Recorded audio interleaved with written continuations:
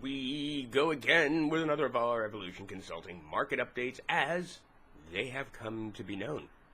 Excuse me, this one being recorded on the 11th of May, 2017, 4 o'clock, just after market close, and it certainly has been a while since we have done one of these, as we told you it would be. Nonetheless, guys, we will preface this market update with one of the things we're free to admit when we do. Ready? We effed up. We did. We effed up.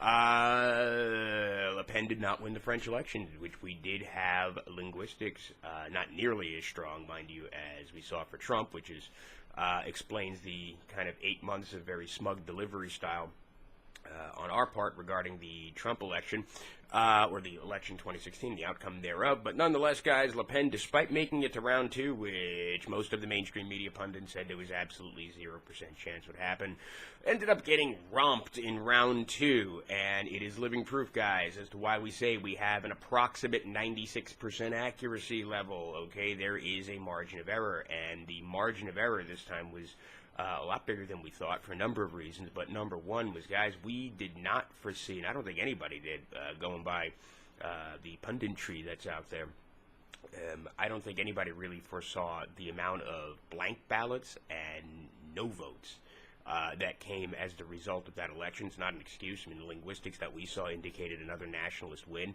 but such was the case. Macron won.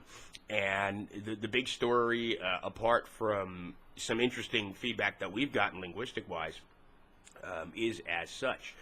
Firstly, the amount of protest, or in Europe, the amount of no votes, which is pretty much an F the whole system kind of vote, which is, that just means that people aren't happy with either candidate, and by default or de facto not too thrilled with the the entire so-called democratic system that's going on in France there. That's number one. Number two, insofar as an overall social experiment, call it what you will, I kind of had a couple of conversations with the dev team, and I kind of said, well, now we're going to find out what would have happened if Trump didn't win in the United States. So many of the dynamics, now obviously French culture and American culture dramatically different, but as it pertains to fairly important metrics to which we measure a lot of our research by, proven accurate research by.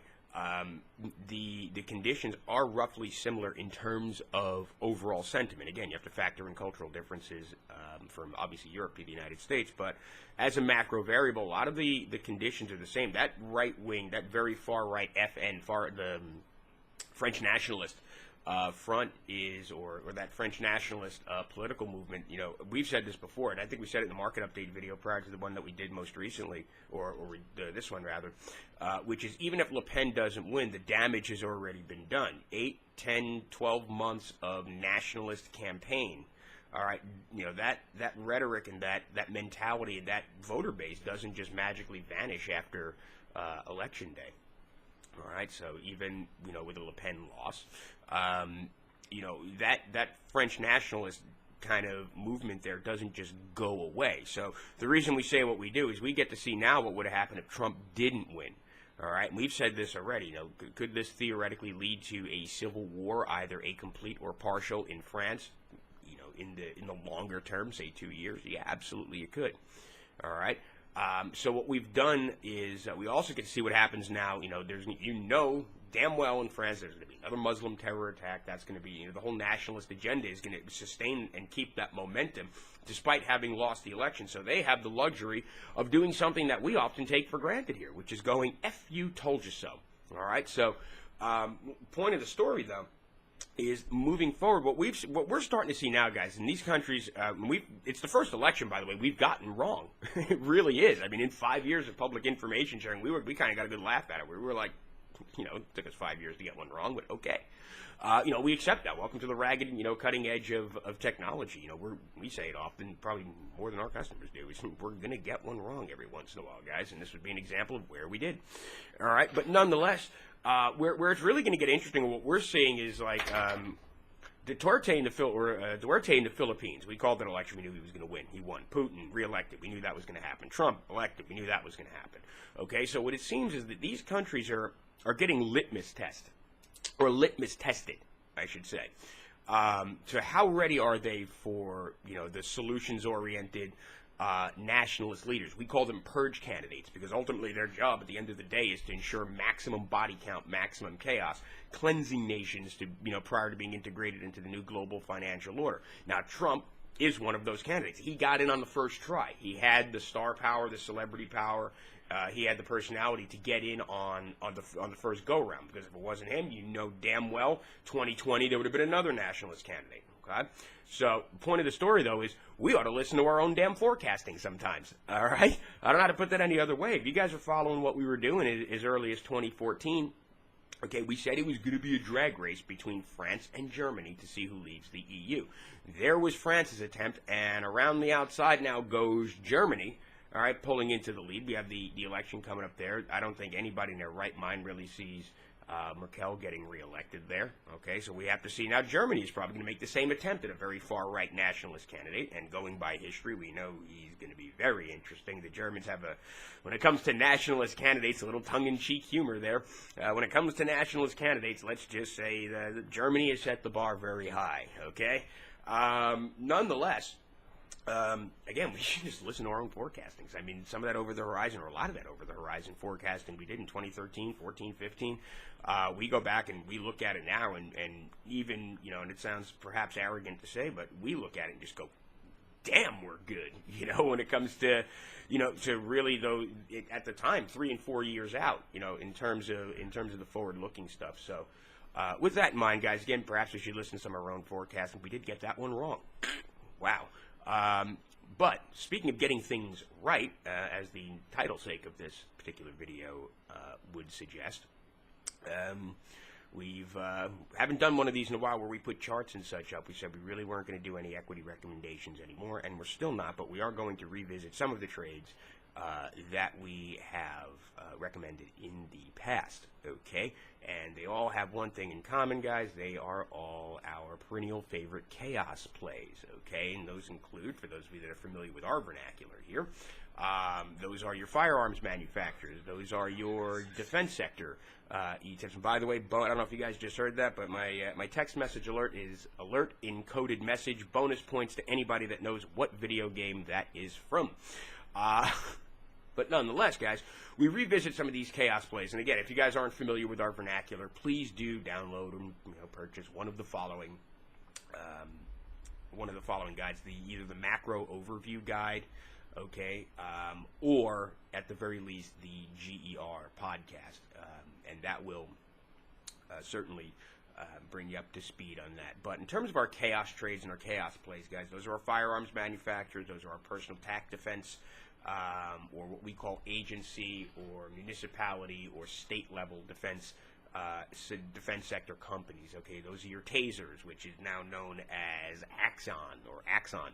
Okay, they changed their symbol from TASR. It's taken us a minute to get used to it, to AAXN, and that is pending the acquisition of 2 AI companies. Surprise, surprise. We called that years in advance. But guys, we are seeing the beginning of automated and robotic policing there. We have done a tremendous amount of research on what is now Axon, between their body cameras and their intent to use AI ultimately first, really with their evidence.com business, which is their hosting and film footage business, which is where all that data from hours and hours and how many terabytes of film footage from officer worn body cameras.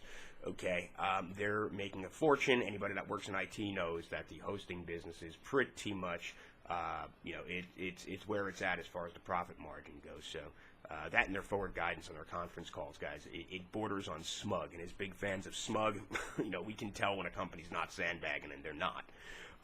They have very, very good forward guidance, guys. But nonetheless, we revisit some of our chaos plays. Unfortunately, there are still only really 2 firearms manufacturers that are publicly traded, I should say. Those who are firearms enthusiasts will invariably know that the majority of, and certainly the most desirable, going by a bit of on-the-ground research from yours truly, got to speak with some folks on the retail side of firearms recently.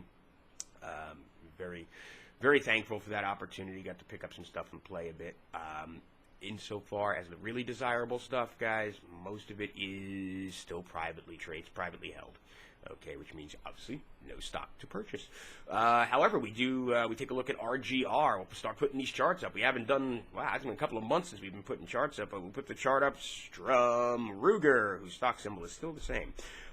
You saw right after the election, guys, this is going to be a recurring theme throughout this entire market update video, throughout the right after the election, and we called it, we said there would be a taper off of demand in firearms, and so stocks just fell out of, all the chaos plays just fell out of bed, which is why we said, okay, let that happen, let it simmer down, so to speak, and then grab them again at the lows. Anybody that was reading Switch and Signal, which you can no longer subscribe to, will know that starting the end of February, and that certainly wasn't bottom, but we kind of started doing our usual, hey, now would be good, and then you can see March, January, February, March into April, we started to get the upside swing, guys, and we have Strum Ruger was off a bottom of about 47-ish, okay, and we saw today especially, great day to do this video, went plowing up through 63, touched 65 briefly, even above that, so those plays have come alive again, and before we mention any of the catalysts, we'll take a look at another one.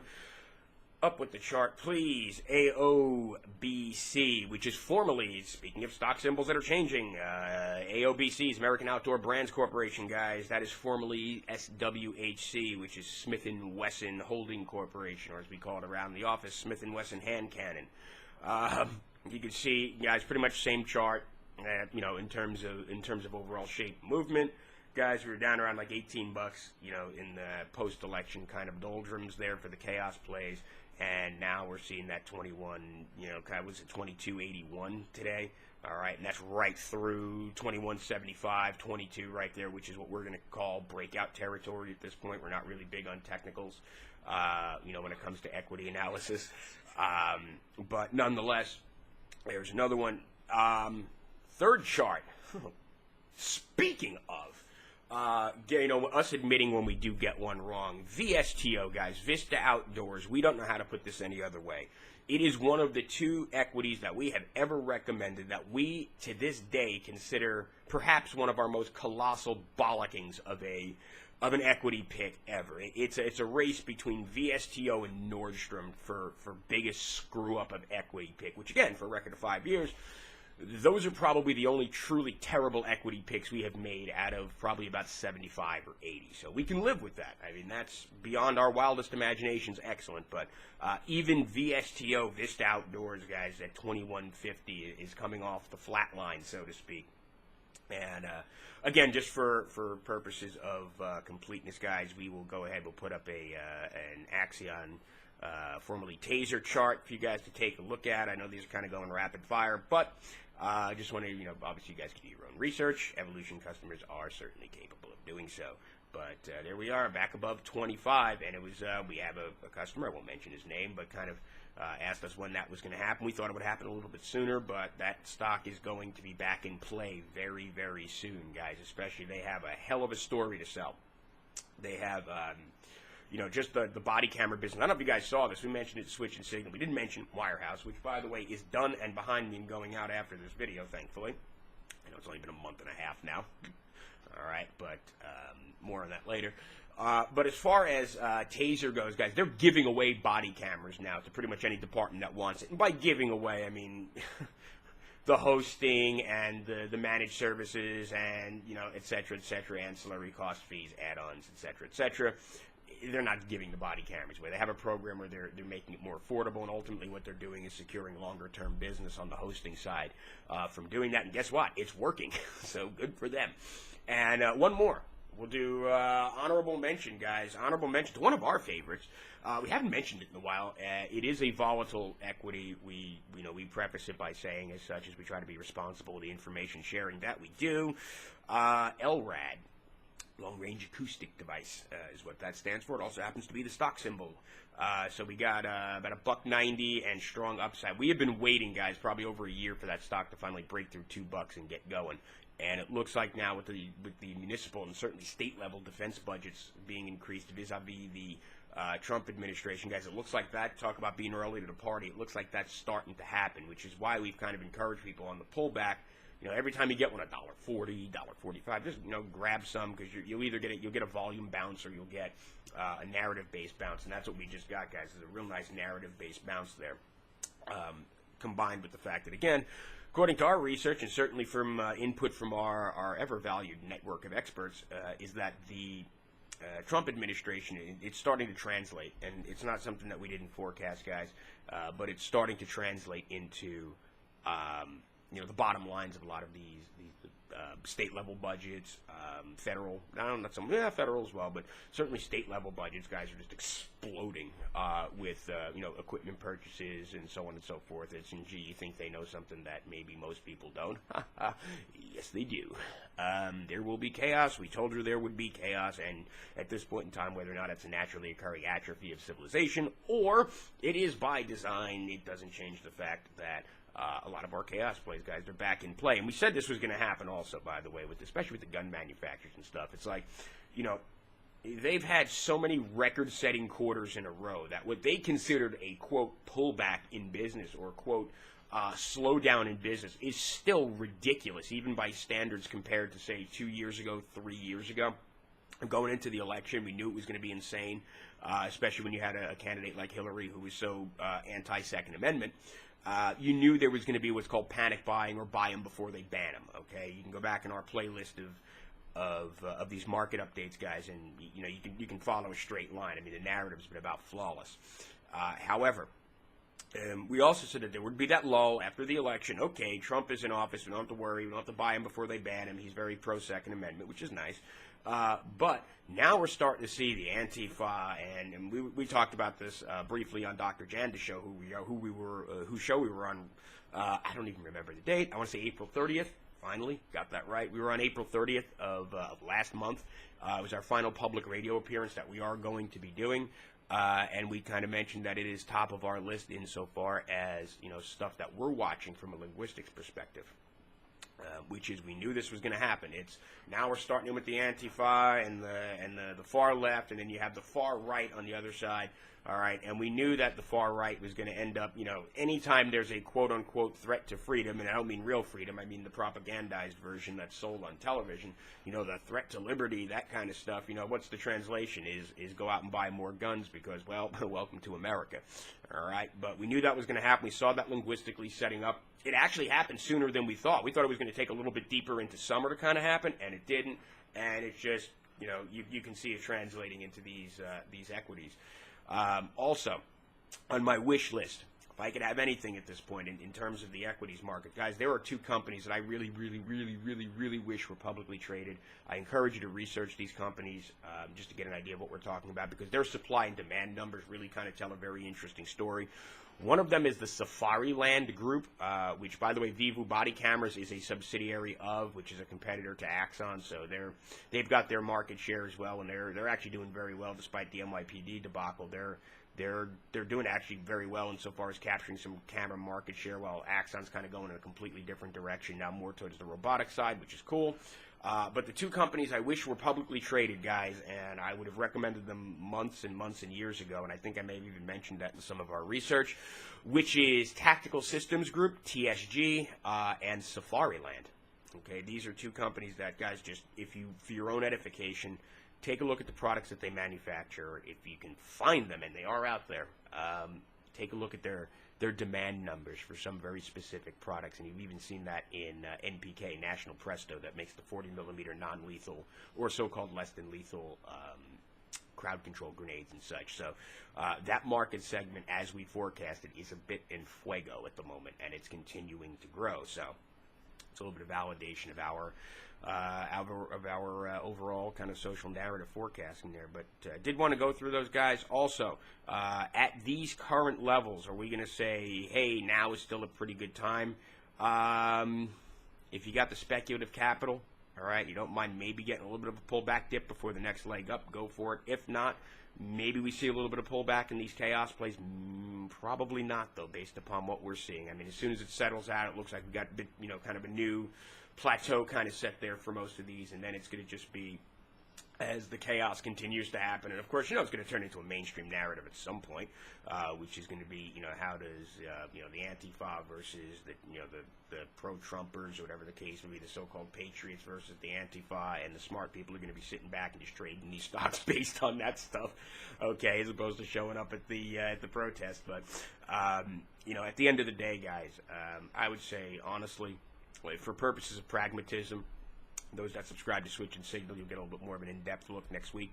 But at current levels, it's something to think about, but I would say wait for a little bit of a pullback. All right? So that's that, guys. And also, if you've been paying attention, you'll notice that we did close our Twitter account because, well, quite honestly, I can't be bothered anymore, and we're too busy. So, there. Wish I had a more delicate way of putting that. I don't. In the meantime, guys, speaking of, I mentioned Wirehouse earlier. That's Wirehouse behind me there, just getting ready to get zapped up in PDF format and sent out. It's a double issue. It's a March and April edition of Wirehouse, guys. It is longer than a Grant Street Notes guide, okay? So this was one that was well worth waiting for. It is a double feature piece, including possibly one of the most important articles or most important bits of research we have ever shared, ever. In the 5 years of doing this is the first of the two features in there. So for those of you that do watch this, that do subscribe to Wirehouse, we didn't forget, we're going to deliver every single thing that we promised. Subscriptions will be canceled in July. But insofar as this particular edition of Wirehouse, guys, I am contemplating, not immediately, around fall time, September, October, possibly making this and the next May-June edition available for separate purchase. There's just the two of them. So if you guys are interested in that, do let me know.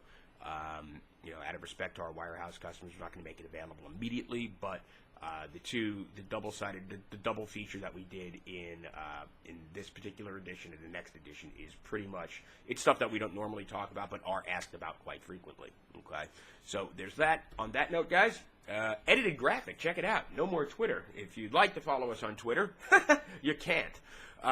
If you would like to email us, though, it's one of those days. info@evolutionconsulting.world. info@evolutionconsulting.world. All right. So we do welcome your contact, your feedback, all that kind of fun stuff. All right. Of course, we do encourage you to visit us at evolutionconsulting.world. Okay, we're going to go back to putting some commentary pieces up there every now and again, in addition to these.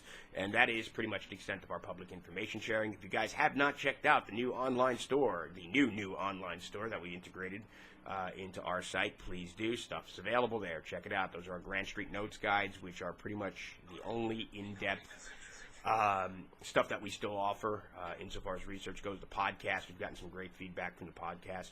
So there's that, guys. As always, hope you enjoyed this one. Be good. Do be good. And do remember that everything really is a transaction.